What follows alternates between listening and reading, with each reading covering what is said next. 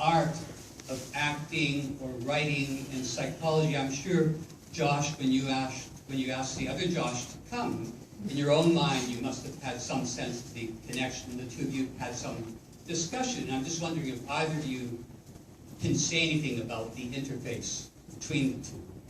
Is that an impossible question? The interface specifically between... Well, just between, let's say, psychology, mental health, and acting, writing, directing. Where's the connection? In other words, I think we all have the sense that, arts are a tremendous medium for dealing with themes, in life that are very important and are relevant to all of us as human beings that we deal with in the, sort of in the psychology or the mental health world. Yeah. So it's just sort of a, I don't know, if nobody has an answer, that's fine. Well, I just had an interesting thought about, so in my life I'm trying to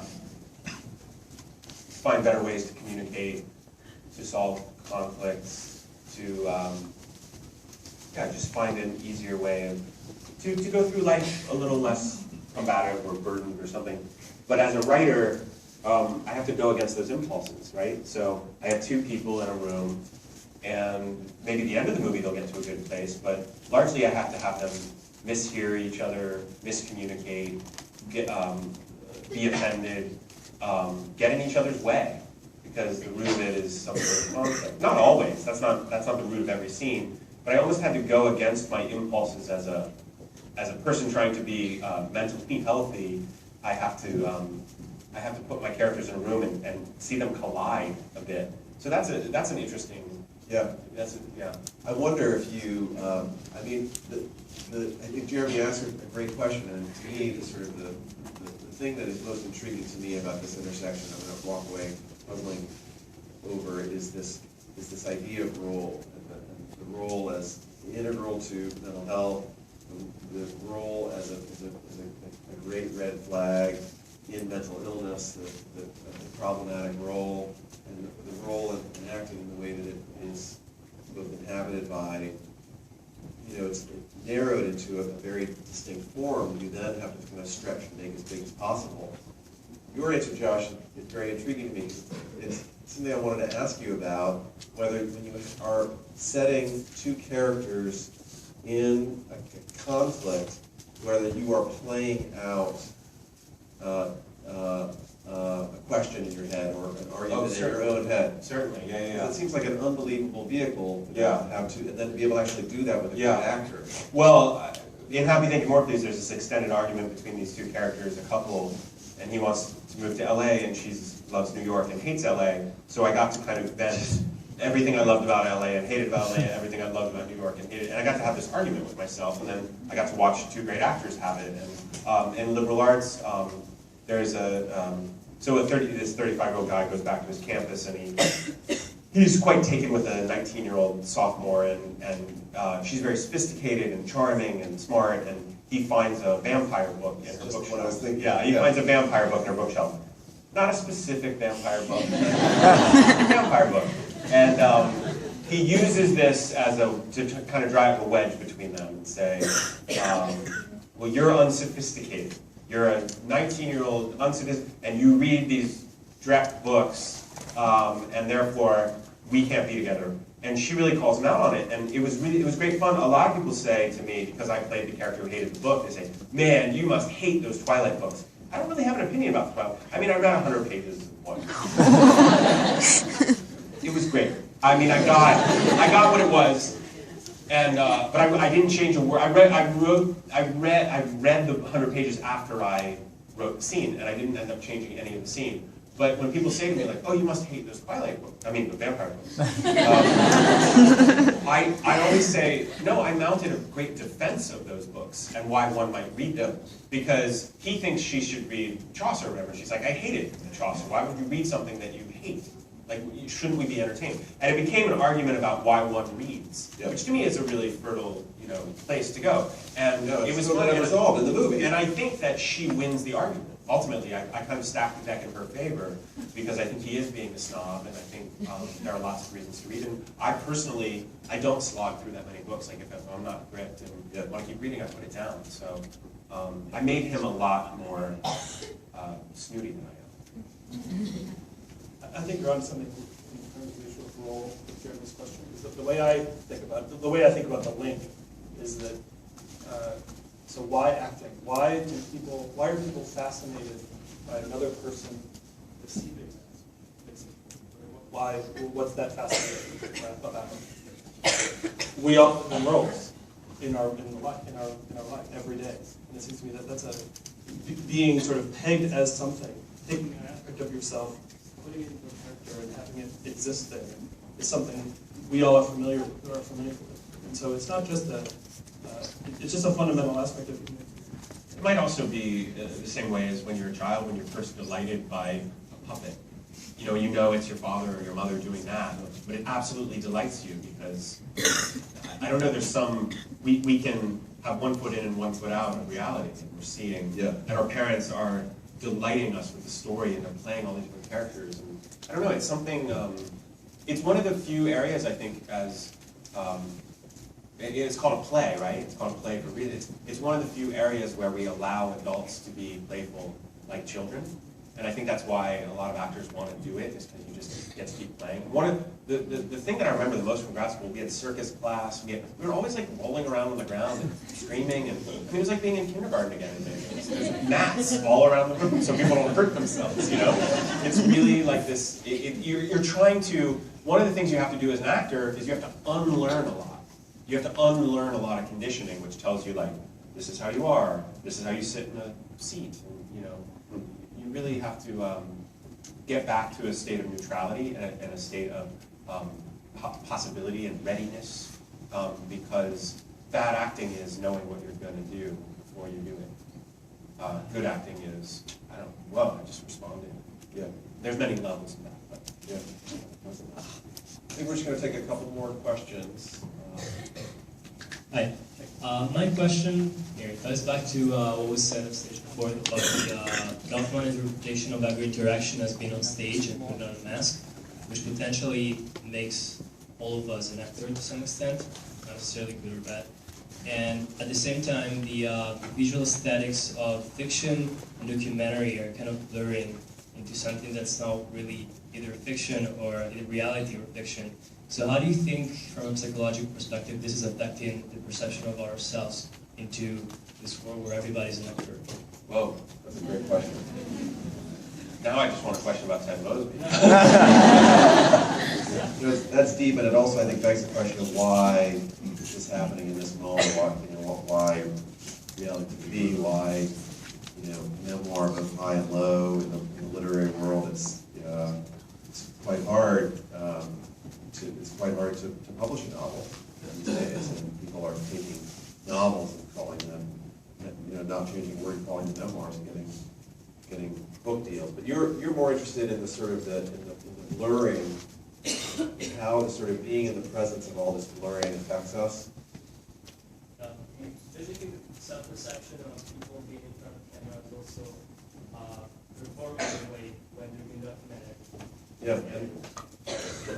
And via smartphones, where that's the performance of.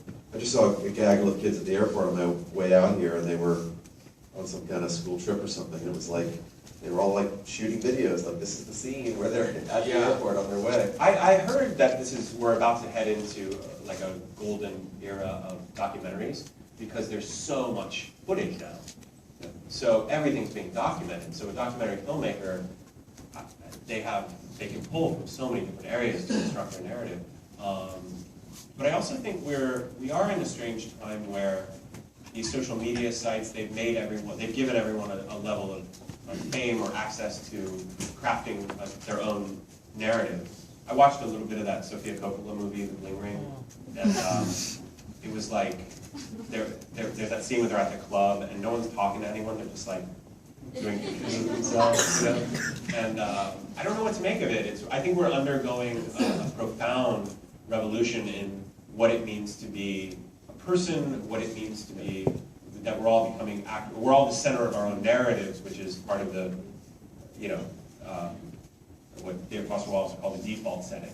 We've never not been at the center of our own narrative, and now we can construct material around that we can show the world. And I don't know. On some level, you could say, well, the bars to entry are lowered in terms of creating movies, which they are. With it's cheaper to make. You can make a really good movie for cheaper and cheaper nowadays. That's great, but there's a part of me, I don't know if it's like inner Luddite or something, that worries, like, what are we doing? What's going on here? Like, are we? Because I sometimes am, with a friend I love, and I'm like twitching to look at my phone, and it worries me. So I don't know what's going on. Yeah. Got a question right here.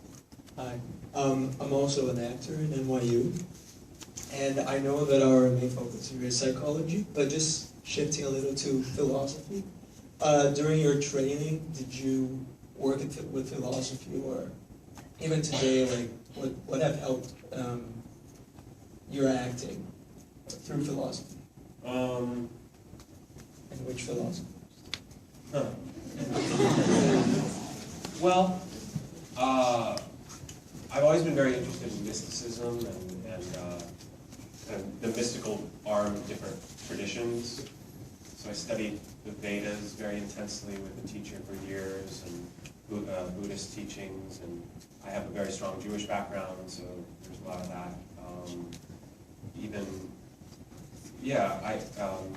I love Aldous Huxley's The Perennial Philosophy, which I read recently, or continue to go back to, is just jam-packed with amazing wisdom.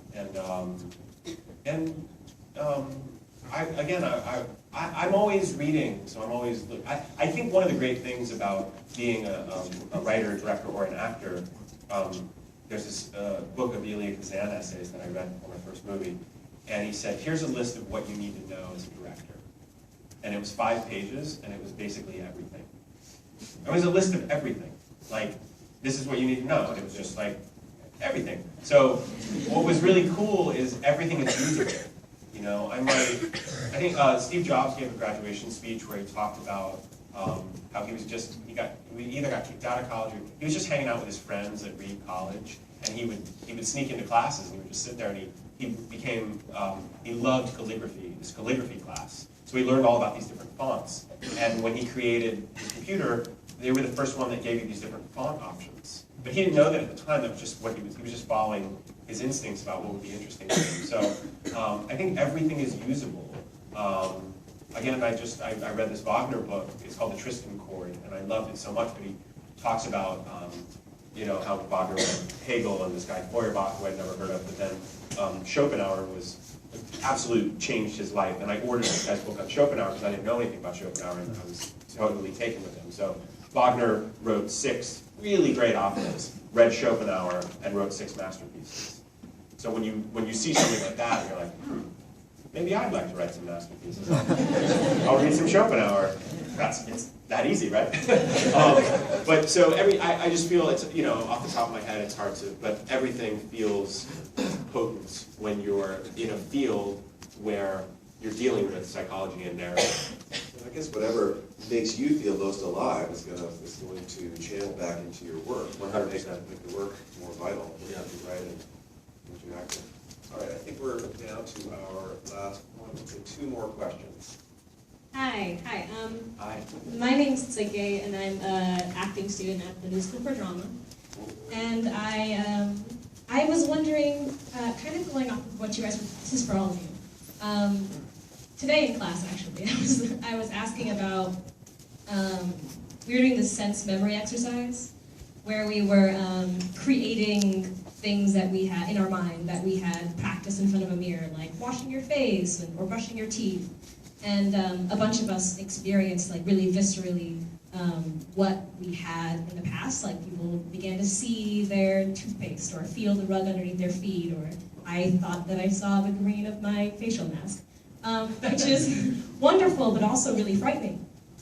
Because maybe it's a silly concern, but I was like wondering that if you, as an actor, are continuing to go into these worlds that you're creating, and you are truly experiencing these little physical things, if that can trigger psychological issues, or like, I mean, and that's like a small scale of like a large issue, like if you are taking on this different character and they're a pedophile and you know that you are really truly living in that world, how can that affect you, or can that affect you, do you think? And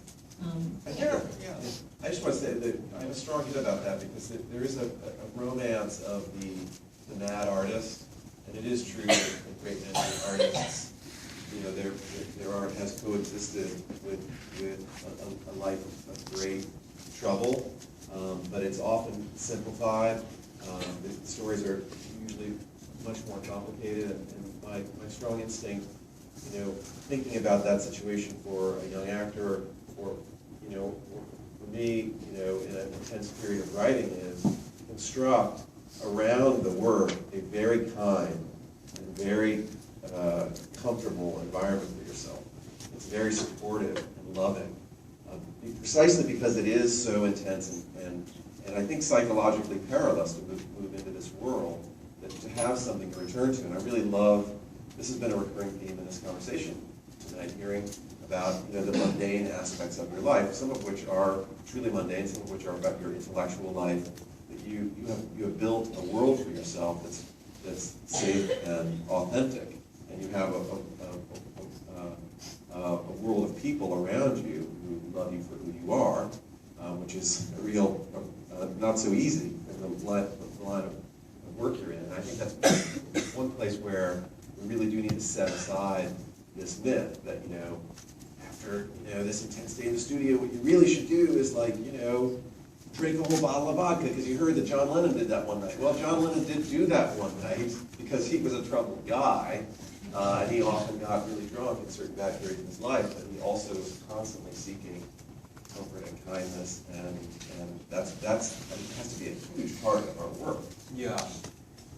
I also think, just keeping in mind, like, it's still play. It's still make-believe. You know, I played Dr. Astrov in Uncle Vanya, which is one of my favorite plays in the world.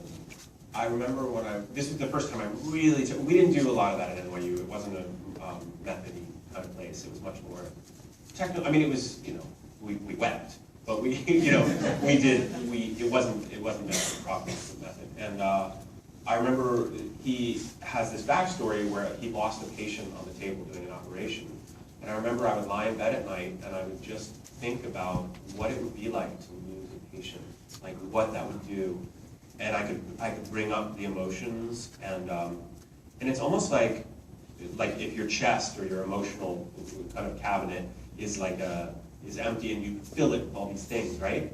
And then when the camera rolls, or when the curtain comes up, you don't even have to think about that thing. You've already given yourself a kind of richness that the camera will pick up. You'll see it in your eyes. It'll get to the back row. So you kind of throw everything in and know that it'll do an organizing principle at work that will help you out. But I don't think you have to lose your mind. I'm really anti tormented geniuses. Like, I think that we can work with our geniuses and then go out to dinner afterwards. I think the same myth exists not just in the arts but in sciences too. When you think about the myth of the crazy mathematician, Yeah. right? I mean, it's the same.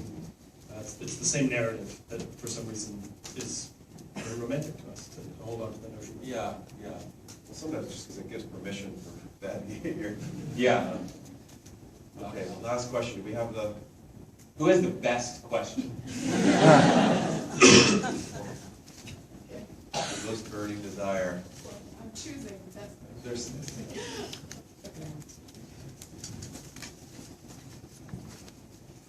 Oh my gosh. So far you've talked about how you're alike with Ted Mosby, but what about the parts where you're different than him? Like, right now I'm trying to be cool, like, it's just Ted, being a New Yorker, but deep inside I just want to come there and, like, hug you.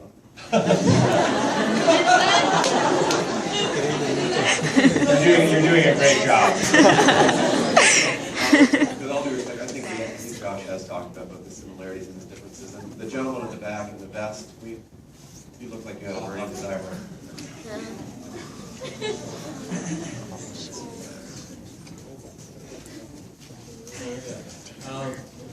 just wondering, you're talking a lot about compartmentalizing and leaving things at the door. And I was wondering, I'm a freshman at NYU. I'm in the Stella Adler studio, so I've been reading a lot about the group theater and the idea of working with the same actors on everything.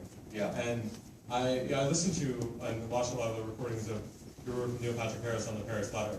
And I was wondering how you feel about, even just within How I Met Your Mother for the last 9 years, working with the same actors continuously, and if you think that affects when you work with them on other projects, positively or negatively, outside of just maybe being more comfortable with them, if it has further effects on your work.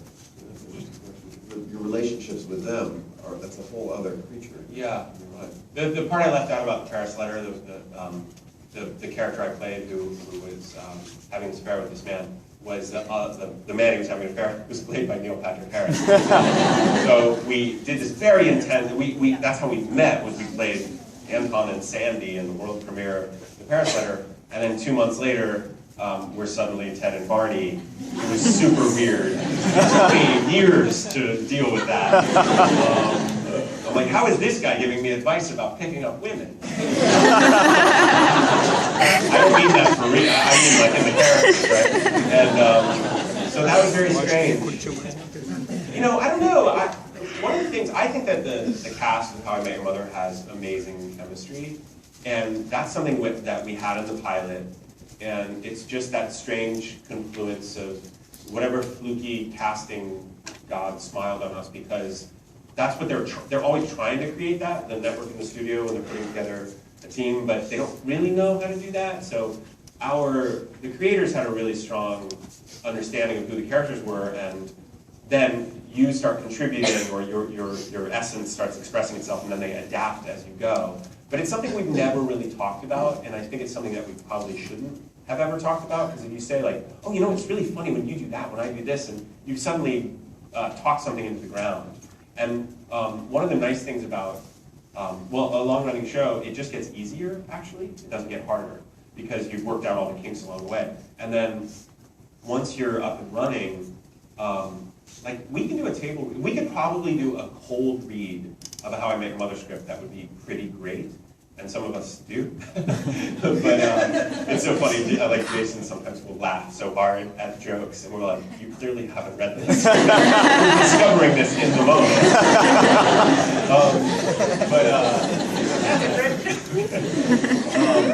So yeah, it's not something we really talk about, but it's something that really does exist, and that was kind of why they wanted to do, and that was something we got at NYU. I was with 17 people for 3 years. And now I've been with 5 people for 9 years. So it's not something, there is, the reason that people long for a situation like a group theater or a regional company is because you do start to speak in shorthand, and you can, there's a familiarity and a trust that goes along with it. That's really lovely. I've always, as a film director, I've always loved like Paul Thomas Anderson, how they'll use, Julianne Moore and Philip Seymour Hoffman, and he's got this company, and I've always loved that idea of a rep company. The only one I've used twice is Richard Jenkins, has been in both my movies, and he can be in all of them as far as I'm concerned. He's an amazing actor. So, but I love this notion, and I think that we long, it might have something to do with like longing for a tribe, like we want to have a tribe, and I think one of the things that is so appealing about How I Met Your Mother as a fantasy is that it's not really, everyone in How I Met Your Mother comes from a dysfunctional family. Like every single character comes from a dysfunctional family. But they formed this semi-functional family in New York City, and I think that's kind of the urban tale. You find your new tribe within the city. And so it's working on a lot of different levels. There's like the fictional level of that happening, and then there's the real one. What's reality, man? Great way to end. Josh Radnor, thank you so much.